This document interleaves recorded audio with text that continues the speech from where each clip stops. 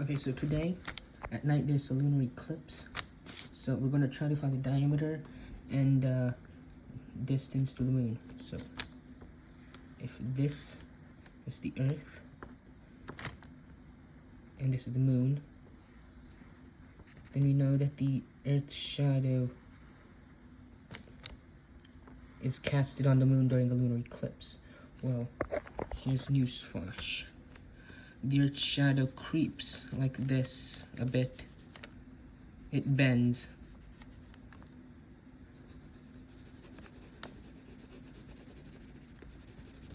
So now we have to find it here, and we can do this in terms of moon diameters. So what would be this distance in terms of moon diameters? Aristarchus the Greek assumed that this is 1/2 the moon diameter, and here is also 1/2. Then all you gotta do is measure the time it takes to cross the main part of the Earth's shadow, the dark part, to figure out how many moon diameters fit, and then add 1. And that's how many moons would fit in the Earth's diameter.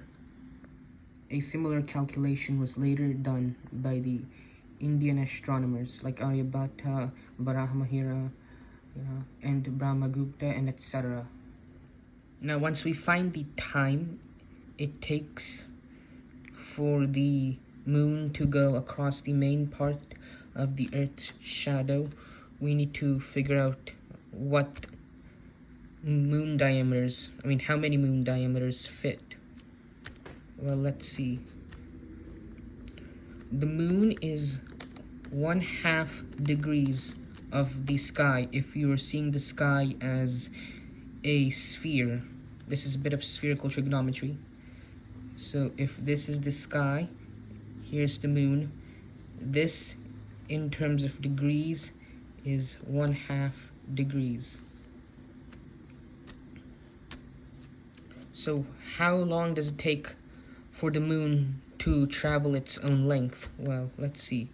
It takes about 24 hours for the moon to go 13 1/3 degree, or the moon takes 1 day or 24 hours to go between each nakshatra, the Indian zodiac system. So all we need to do is take the time of the eclipse,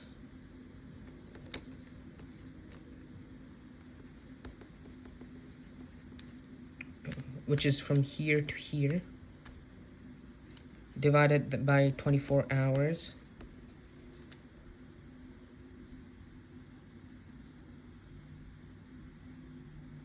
And then multiply that by 13 1/3 degrees to find out how many degrees the moon traversed. And then we take that quantity and divide it by 1/2. And that's how many moon diameters fit in the darkest part of the Earth's shadow. And then we add a half, then we add 1 moon diameter. And that's how many moons fit between from here to here. Okay, I have simplified the equation. So this shall determine the moon diameters that will fit in the Earth diameter. And by the way, the diameter of the Earth is about 8,000 miles. Let's see the statement by Aryabhata concerning eclipses.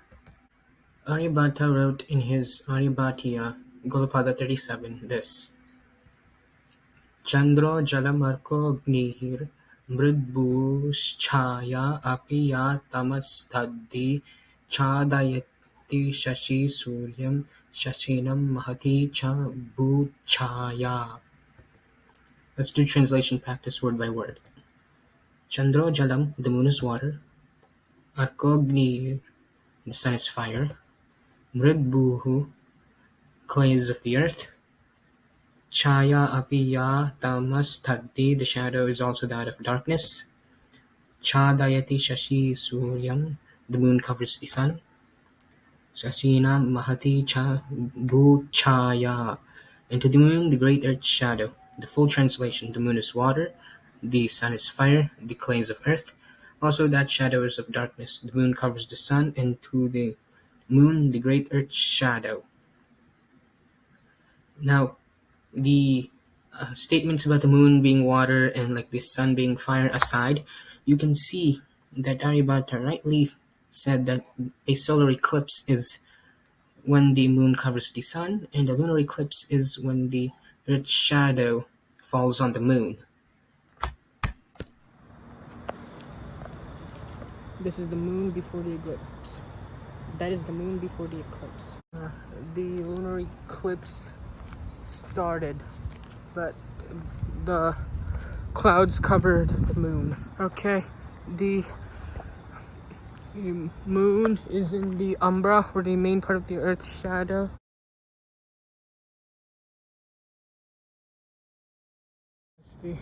There are clouds, but we're still in the middle of the lunar eclipse. I just need to find the moon. That's the moon in the eclipse. That's the blood moon, red moon. The moon is red because it's in a lunar eclipse. On the moon from the sun, there's red light. Because of that, the moon is red.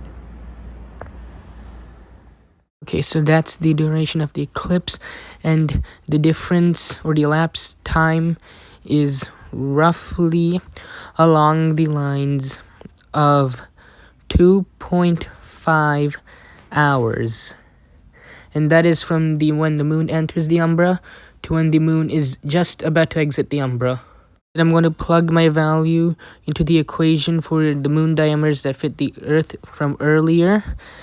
And that is 2.5 divided by 12 times 13.3333, which plus 1, an extra moon diameter, which yields a value of 3.7777, which you'll see will give me a remarkable value.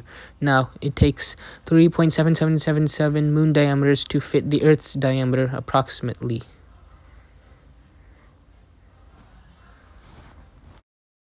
The diameter of the Earth is roughly 8,000 miles, and that is encompassing 3.777 moon diameters. Therefore, divide 8,000 miles by 3.777, and that should give you the diameter of the moon. And that value will turn out to be approximately 2,117.65 miles. That is the diameter of the moon. Once again, 2,117.65 miles. Calculate the distance to the moon. So there's the moon, and here's the person, and the angular diameter of the moon is 1/2 degree, as seen from Earth. Now, we can take the diameter of the moon, which is 2,117.65 miles, and then we got ourselves an isosceles triangle with the vertex angle of 1/2 degree.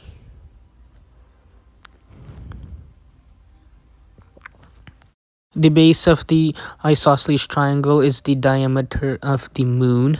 Now, to find the distance, we have to take the altitude of that isosceles triangle, thereby creating a right triangle as we bisect it. Now, that altitude, or the long leg of that right triangle, is the distance to the moon, and therefore we can use the tangent of 0.25 degrees, since we're dividing the angle by 2.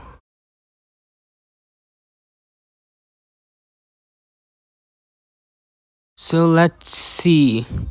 The tangent of the angle, which is 0.25 degrees, multiplied by d, the distance to the moon, should give you half the diameter of the moon, which would be 2,117.65 miles divided by 2. Solving for the distance d to the moon using algebra will get this equation that I have written.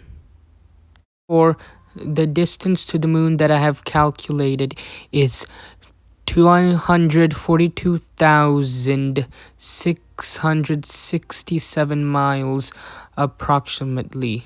Now let's look at the actual values of the diameter and distance to the moon.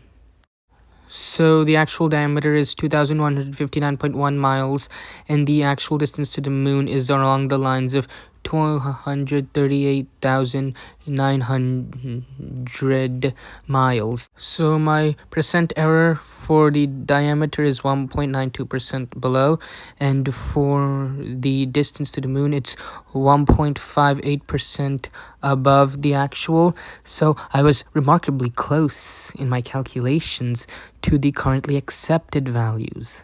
Thank you for watching.